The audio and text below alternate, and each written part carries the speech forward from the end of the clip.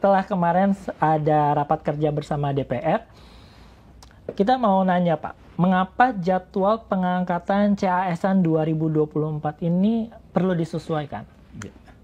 Ya, makasih Mas Dika. Assalamualaikum warahmatullahi wabarakatuh. Waalaikumsalam. Teman-teman ASN, ini juga pengetahuan buat teman-teman ASN yang lain, khususnya bagi teman-teman Pak Wakaya ya, yang sudah melamar menjadi P3K maupun menjadi CASN. Dan ini memang menjadi pertanyaan juga bagi teman-teman ya. Jadi yang paling penting adalah bahwa penyesuaian jadwal ini tentunya juga pertama ini adalah kesepakatan pemerintah dengan DPR, khususnya Komisi 2. Dan ini juga sudah diputuskan secara bersama. Nah, oleh sebab itu, kalau menurut kami apa yang menjadi pertimbangan? Tadi untuk penyelesaian tenaga non-ASN khususnya, ini kan ada 2 tahapan. Ada tahap 1, ada tahap 2. Tahap 2 ini sebetulnya ada juga teman-teman kemarin yang tidak masuk di tahap 1, kita berikan kesempatan di tahap 2 ya. Bahkan sampai 2 kali perpanjangan. Sehingga mungkin ini juga kita ingin bahwa nanti pengangkatannya itu bisa serentak dan tahap 2 itu juga sudah bisa kita selesaikan gitu. Di samping selain itu juga kita melakukan penataan-penataan untuk ASN kita. Barangkali itu Mas Dika. Siap. Ya. Pak Yomo, Pak Aba, ini di masyarakat Indonesia ada kekhawatiran bahwa penyesuaian jadwal pengangkatan ini bisa menimbulkan ketidakpastian status kelulusan seseorang. Bagaimana nih tanggapan Pak Yomo dan Pak Aba? Ya. Jadi kalau menurut saya sebetulnya itu kita tidak perlu khawatir untuk hari ini. Karena kan teman-teman itu kan sudah diseleksi, apalagi yang CPNS. Jadi bagi mereka yang sudah dinyatakan lulus, SKB, SKD, SKB gitu ya. Dan kemudian juga sudah diumumkan mereka lulus ya, mereka tetap aman posisinya gitu ya. Jadi tetap kepastian untuk diangkat itu sudah pastilah ya. Dengan demikian maka yang mundur itu adalah nanti secara teknis nanti Pak Yomo akan jelaskan ya. Nanti yang penting bahwa mereka pada waktunya tadi walaupun ada pengunduran, misalnya nanti sudah ditetapkan bulan Oktober 2025 itu sudah pasti di sana. Ya termasuk nanti proses penugasannya dan sebagainya. Termasuk juga yang P3K. P3K apalagi polanya kan dengan CPNS berbeda ya. Jadi mereka terdata dalam database, mereka mendaftar, pasti kepastiannya itu pasti ada. Nah justru itu untuk menjamin kepastian mereka aja. Cuma ya tadi harus bersabar sambil nunggu teman-teman yang lain, kurang lebih begitu. Pak Yomo gimana Pak? Ada yang mau ditambahkan? Ya, saya tambahkan. Assalamualaikum rekan-rekan semua.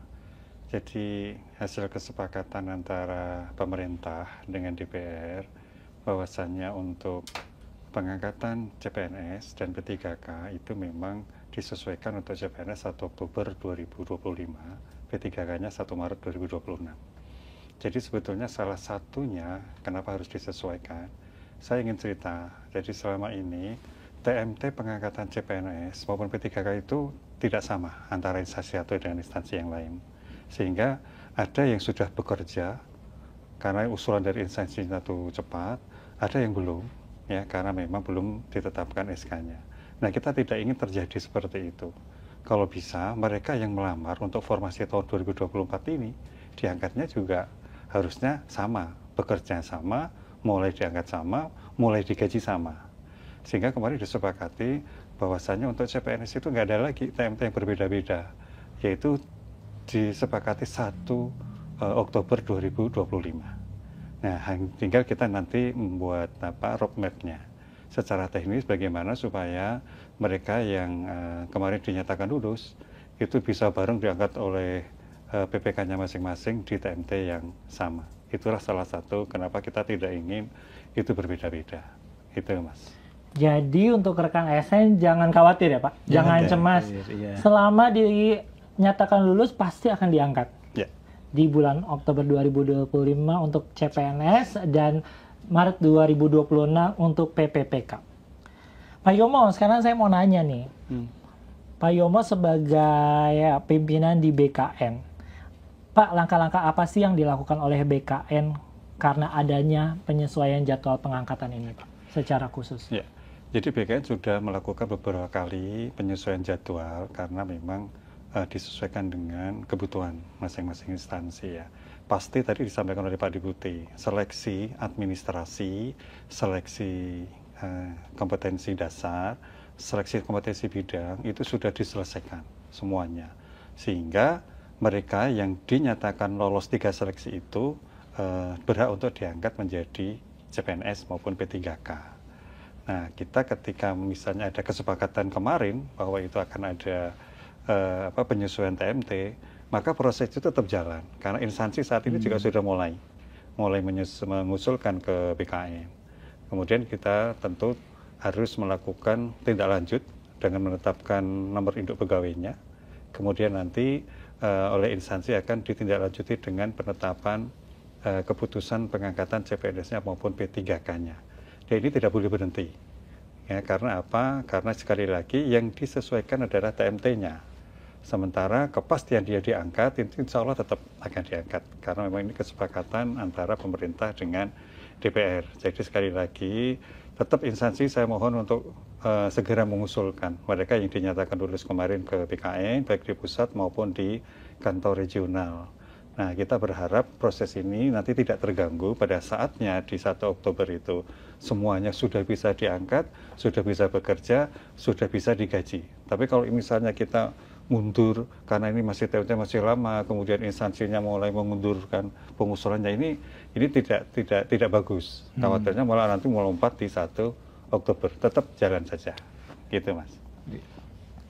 Aba, banyak nih komentar-komentar di media sosial yang mengatakan mungkin case by case ya Pak ya.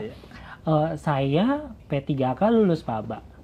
Tapi ternyata dengan penyesuaian jadwal ini membuat saya masa kerjanya tuh nanti malah menjadi kurang dari 1 tahun.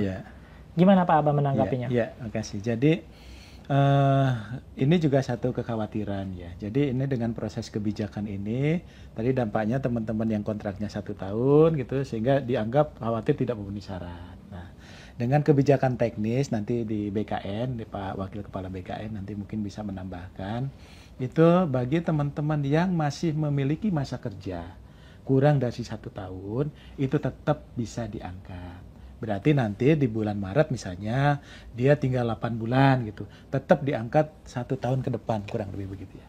Jadi nggak usah khawatir teman-teman tadi khususnya P3K dengan kebijakan nanti jadi berkurang. Ini khusus untuk ini, tetap kebijakan itu kita terapkan mereka 1 tahun ke depan.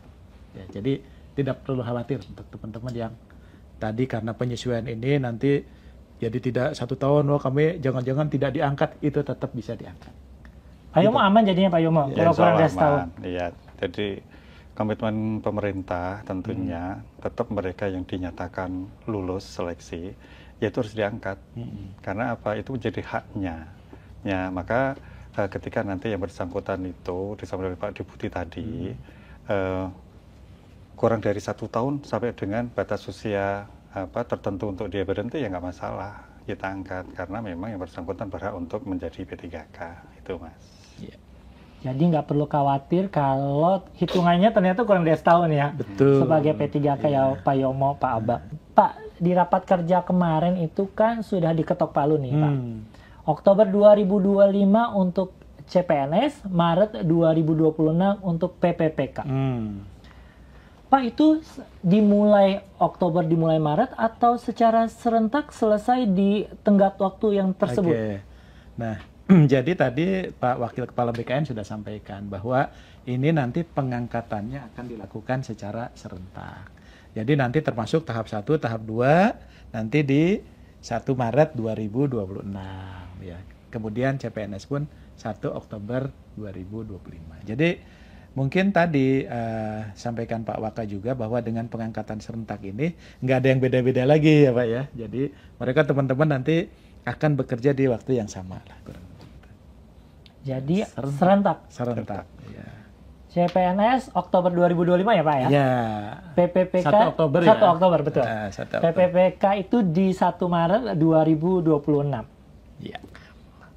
Tadi kan kalau kasusnya itu dia kerjanya kurang dari setahun Pak. Nah. Saya seneng banget nih saya keterima CPNS tapi pada saat ini saya udah kerja. Ya udah, saya udah keterima CPNS, udah aman dong posisi saya.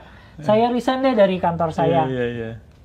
Lalu ternyata ada penyesuaian jadwal-jadwal khusus saat ini. Bagaimana tanggapan Pak Aba, Pak Yomo untuk kasus-kasus seperti ini? Jadi kita juga dapat masukan lah ya, kita anggap dari teman-teman bagaimana ketika ketemu tadi, saya sebetulnya sudah bekerja di instansi lain atau di instansi swasta lah gitu ya. Karena memang ada kewajiban dia keluar, karena memang sudah ada jadwal tadi, lalu saya keluar. Lalu ini ada waktu. Nah, kalau menurut kami ya kita positif ya Pak Waka ya, bahwa ini kesempatan bagi para pembina kepegawaian khususnya ya di biro-biro kepegawaian. Ini ada waktu nih teman-teman bisa untuk belajar, berinteraksi, berkoordinasi dan sebagainya gitu. Nah, oleh sebab itu mungkin bisa memanfaatkan waktu ini Pak. Ya, khususnya nanti Pak Waka juga berencana akan koordinasi dengan biro-biro kepegawaian ya Pak, dengan biro-biro SDM supaya bagaimana nanti waktu luang ini bisa dimanfaatkan juga untuk pembinaan, untuk juga meningkatkan pengetahuan ketika mereka dengan berbagai latar belakang kemudian akan masuk ke birokrasi dengan budaya birokrasi, budaya berakhlak dan sebagainya. Nah, itu nanti mungkin yang perlu disosialisasikan kepada teman-teman. Walaupun kami bisa memaklumi juga ya, mungkin ada juga Pak Waka yang sudah berkeluarga barangkali ya kita memaklumi juga. Tapi ini proses ini mungkin bisa dimanfaatkan juga untuk bagian dari pembelajaran ya terhadap ketika mereka masuk ke birokrasi kita. Mungkin dari kami ini Pak. Pak Yomo gimana Pak tanggapannya Pak? Sebetulnya kita ingin juga ya ketika seseorang itu nanti di 1 Oktober CPNS, ini khusus CPNS, karena kalau P3K kan sudah bekerja ya di lingkungan instansi pemerintah, dia tahu masalah birokrasi. Nah, mereka yang melamar CPNS itu kita pengennya itu langsung sudah move on.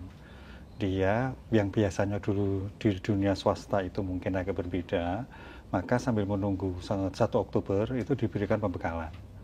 Ya, pembekalan itu apa itu birokrasi, kemudian ketika dia melamar suatu jabatan, besok apa sih yang harus saya kerjakan. Jadi tidak ada waktu yang membutuhkan waktu lama belajar dulu, itu menurut saya terlalu lama, sehingga tidak move on. Udah dibekali aja. Ketika saudara-saudara akan melamar jabatan ini, yang selama ini mungkin masih belum punya bayangan, apa sih nanti ketika saya masuk, saya mau ngapain. Nah, ini kesempatan instansi untuk memberikan masukan, pembekalan, ini loh sebetulnya kalau kamu udah diangkat, apa yang kamu lakukan. Banyak sekali. Juga peraturan-peraturan tentang katakan disiplin. Apa sih yang wajib dilakukan oleh seorang ASN, apa yang tidak boleh, gimana sanksinya, sehingga bekal itu diharapkan ya, itu bisa membuat para CPNS maupun P3K, khususnya CPNS ini ya, dia sudah mengetahui betul gitu loh. Kalau saya melanggar itu resiko saya seperti ini gitu loh. Ketika saya menjadi aparatur negara ya saya harus melakukan kewajiban seperti ini. Nah, ini tentu disiapkan dengan sebaik-baiknya oleh para pengelola kepegawaian di biro kepegawaian, di BKD. Nah, sekali lagi dalam rangka ketika masuk itu siap pakai, siap bekerja, siap berkontribusi untuk pemerintah dan negara. Itu yang kita harapkan. Dan mungkin itu Mas Dika, nyambung Pak Waka tadi, itu juga kan sekarang medianya bisa dilakukan offline maupun online ya Pak ya. Nah, itu kan udah bisa lebih memudahkan, regulasi kita banyak yang harus kita pelajari ya, termasuk hak dan kewajiban ya Pak ya. Iya, betul. Jadi 1 Oktober udah running bareng-bareng semua ya Pak ya? Harus. Nah, itu wajib itu Pak. Iya. Baik Pak. Pak, pemerintah menghimbau agar setiap instansi ini menyiapkan anggaran bagi tenaga non-ASN yang tentunya terdaftar dalam database BKN tadi ya Pak ya, yang akan diangkat menjadi P3K. Tetapi ternyata di lapangan faktanya banyak yang diberhentikan. Pak Aba, tanggapannya seperti apa Pak Aba? Gini, concern Bu Menteri Pan-RB itu cukup besar ya terhadap P3K itu. Khususnya bagi tenaga non-ASN yang akan jadi P3K. Karena kenapa? Beliau itu melaksanakan mandat undang-undang, kan, mandat undang-undang. Namun juga tadi mungkin kan di samping itu juga kita harus melakukan penataan. Nah, besarnya concern Bu Menteri itu salah satunya adalah melakukan koordinasi ya, baik dengan Komisi 2, bahkan dengan Kementerian Dalam Negeri. Sehingga Kementerian Pan-RB itu melalui Bu Menpan itu sudah mengeluarkan surat, ya mengeluarkan surat dikuatkan juga dengan surat edaran Menteri Dalam Negeri. Termasuk sudah dirinci itu posnya ya Pak ya di Mendagri itu. Nah itu adalah wujud komitmen kita ya dalam rangka menjaga kesinambungan bahwa mereka itu harusnya bisa tetap bekerja walaupun kewenangan itu sepenuhnya nanti ada di PPK masing-masing, apakah di gubernur, di bupati, wali kota, termasuk pimpinan kementerian dan lembaga ya. Tapi secara prinsip, Bu Menteri sangat concern terhadap ini dan juga sudah melakukan langkah-langkah yang cukup strategis ya supaya penyelesaian ini bisa dilakukan secara optimal, termasuk tadi surat dan beberapa keputusan menteri ya, kemudian peraturan menteri dan sebagainya, termasuk juga regulasi di BKN ya Pak untuk memberikan penguatan ya kepada pemerintah daerah maupun kementerian lembaga yang lain gitu. Mungkin begitu kurang lebih dari saya. Pak Yomo ada yang mau ditambahkan nggak? Ya, saya sepakat dengan Pak Deputi ya. Jadi intinya jangan khawatir lah, karena Bu Menteri melalui kebijakannya, suratnya itu kan menjamin kepastian. Meskipun disesuaikan di 1 Maret 2026, mereka tetap bekerja, anggarannya juga disediakan. Saran saya fokus saja, tetap bekerja ya. Jadi nggak usah berpikir macam-macam. Insya Allah kan tetap nanti akan diangkat bagi yang memenuhi syarat, itu yang penting. Gitu Mas. Pak Yomo, jadwal yang setelah disesuaikan ini, CPNS Oktober 2025, PPPK di Maret 2026, BKN menyiapkan roadmap khusus nggak Pak? Ya, tentu kita menyiapkan roadmap ya, karena apa? Kesepakatan pemerintah dengan DPR kemarin harus kita tidak lanjuti. Dari kebijakan umum, Bu Menteri nanti akan mengeluarkan. Kemudian teknisnya menindaklanjuti kebijakan dari Bu Menteri, BKN akan mengeluarkan juga yang ditujukan kepada semua PPK, ya, khususnya untuk para biro kepegawaian. Apa sih yang harus dilakukan sambil menunggu di 1 Oktober? Misalnya begini, kita masih punya jadwal untuk penyelesaian seleksi P3K tahap kedua, tetap kita laksanakan. Jadi ini tidak terganggu, jangan khawatir mereka yang kemarin sudah dinyatakan lolos seleksi administrasi ya, itu tetap akan seleksi selanjutnya untuk menggunakan CAT yang insya Allah sesuai dengan jadwal. Kalau kita tunda khawatirnya nanti justru akan memperlama lagi. Jadi tidak masalah, kita lakukan itu. Kemudian yang tahap-tahapan selanjutnya, pengusulan nih, penetapan SK instansi tetap insya Allah tetap jalan ya. Sehingga kami akan segera mengeluarkan, BKN akan mengeluarkan surat ya kepada pihak-pihak yang terkait, khususnya untuk di instansi, langkah-langkah apa yang harus dilakukan dalam rangka penyesuaian TMT ini. Ya, kita ingin tidak sampai terganggu bahwasanya mereka yang disesuaikan itu justru malah kinerjanya menurun, semangat kerjanya menurun. Tidak, jangan, nggak ada masalah, insya Allah nggak ada masalah itu Mas. Siap. Pak Yomo, Pak Aba, terakhir. Setiap tamu yang datang ke pojok bisa tanya kebijakan PAN RB, akan saya berikan challenge. Ya. Pak Yomo, Pak Aba, sebagai penutup, Pak Yomo dan Pak Aba boleh menyampaikan statement. 1 kalimat mungkin, 2 kalimat mungkin, kepada rekan ASN yang sedang menyaksikan program Pojok Bisa Tanya Kebijakan PAN RB, khususnya yang terkait dengan penyesuaian jadwal pengangkatan CPNS dan P3K ini. Ini mulai dari Pak Yomo apa Pak Aba dulu nih kira-kira nih? Silakan Pak Yomo. Oke, bagi para ASN ya, kami sampaikan penyesuaian untuk jadwal pengangkatan CPNS P3K ini tentu sudah mendapatkan pertimbangan yang matang, sehingga kemarin terjadi kesepakatan pada RDP tanggal 5 Maret di Senayan ya. Jadi ini bukan secara tiba-tiba ya, sehingga ini tidak akan mengganggu kinerja organisasi ya, meskipun nanti rekrutmennya ditunda, tetap organisasi insya Allah tetap jalan. Jadi tidak ada masalah karena kita sudah memperhitungkan kebutuhan pegawai dalam 5 tahun, kemudian setiap tahunnya itu sudah kita petakan. Nah, sehingga kami yakin bahwasanya penyesuaian jadwal ini tidak mengganggu apapun, termasuk kinerja individu dan kinerja organisasi. Tetap semangat melaksanakan tugas demi bangsa dan negara. Terima kasih. Saya dong. Ayo dong, Pak Aba dong. Gimana Pak Aba? Jadi gini, Jadi yang pertama kami apresiasi dan terima kasih kepada teman-teman putra-putri terbaik bangsa gitu, yang sudah mengikuti dan bersaing di seleksi CPNS khususnya ya di 2024. Dan teman-teman itu sudah terpilih menjadi orang-orang terbaik. Kami pun nggak mau kehilangan teman-teman ini. Makanya dengan penyesuaian ini semakin menguatkan, nanti kita bisa serentak sama-sama. Tadi ada kesempatan belajar dan sebagainya. Jadi tetap semangat nih teman-teman yang CPNS ini, terima kasih karena Anda sudah punya niat untuk berkarir di birokrasi. Karena kita memang butuh mereka, orang-orang hebat ini. Jadi tinggal menunggu saja ya. Nah, yang kedua juga bagi teman-teman yang tadi pegawai non ASN yang diberikan kesempatan sudah mengabdi bertahun-tahun untuk bangsa dan negara. Tentunya ini juga wujud komitmen pemerintah termasuk dengan DPR memberikan apresiasi ke teman-teman yang sudah mengabdi itu, Pak. Ada guru, ada tenaga kesehatan, ada tenaga teknis lainnya. Dan tentunya dengan komitmen itu tidak perlu khawatir, tadi disampaikan juga oleh Pak Waka. Jadi saya yakin pemerintah dan DPR tidak punya niat lain ya, kecuali memberikan kepastian, tapi juga penataannya juga berjalan, semua jam bisa berlaku dengan adil, dilakukan secara serentak, nggak ada beda-beda, dan dilakukan secara berbarengan. Dan ini menjadi komitmen BKN loh tadi, bahwa ini akan kita selesaikan secara sama-sama 1 Oktober CPNS, kemudian 1 Maret untuk P3K di 2026.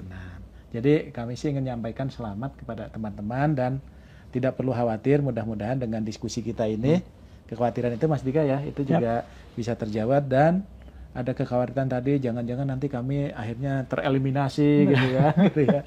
Nggak ada, jadi mudah-mudahan tetap bisa berjalan dan kami menunggu dedikasi dan kinerja teman-teman nanti di birokrasi kita. Mantap. Terima kasih. Siap.